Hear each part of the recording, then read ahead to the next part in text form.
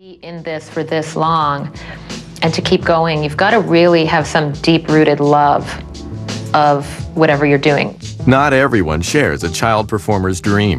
Naysayers are to be found everywhere. It takes a special kind of strength to persevere in the face of such negativity.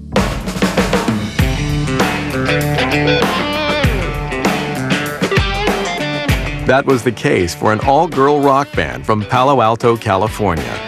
From their very first performance, the Donnas refused to be discouraged from pursuing their dream.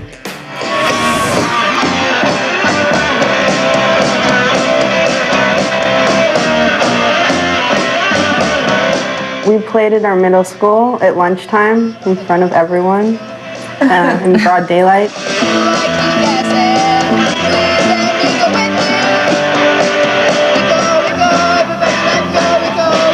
We played for 10 minutes really fast, and then we left. And everyone laughed at us.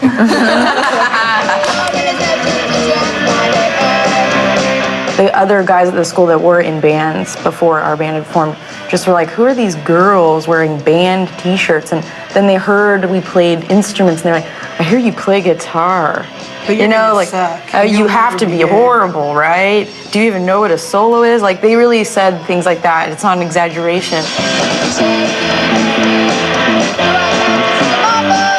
When we got into high school, we were like, oh, maybe the guys will be more mature, you know, because they're older than us, because a lot of older guys were in bands, and actually it just went way downhill. It got a lot worse. Yeah, they just could not. Letters. Yeah, they were just like... Your own boyfriend. My own boyfriend would write us letters about how much we were going to suck.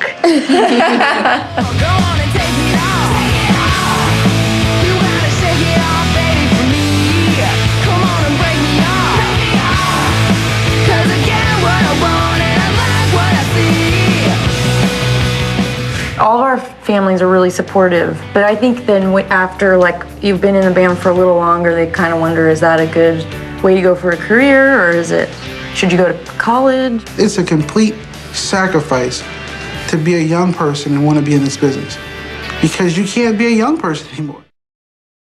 It's a blessing at the same time, and you're just like, wow, our dreams are starting to come true. It was really cool. It was a record of a different kind that put the Donnas, then known as Raggedy Ann, on the road to making it. There was a local Stanford radio station, and this guy there who we met somehow at a show ended up becoming a good friend of ours because he just thought our band was cool. He actually pressed our first Raggedy Ann 7-inch himself and paid for everything, and like, he played us on the radio station all the time. Somehow, that 7-inch record made its way across the Pacific to Japan. A tour was soon booked. When we were 17 and juniors in high school, and that was like really amazing because we're like, oh my God, we're in Japan and people have our 7-inch and they know who we are and they're singing along. That was amazing. That was like one of those first, like, I can't believe this is really happening moments. The Donnas experienced many such moments, and by their mid-20s had released 6 albums and performed on the main stage at Lollapalooza. But it was really funny when people would come to shows and be like, oh, I bet you're millionaires now, and they buy you all your equipment, and you live in big mansions, and it's like, well, no, I live with my parents, I don't have a car, I'm loading my own equipment that I saved the money and bought for myself from like a side job I had. Sometimes it's hard to like take a step back and like look at everything we've done and believe that it's really real, you know? It takes a lot of faith and a lot of courage and just the wherewithal and passion to never give up. We were so used to everybody wanting us to be bad that we tried so hard to prove them wrong, and it's really important because if you go up there and you're bad, people blame it on you being a girl.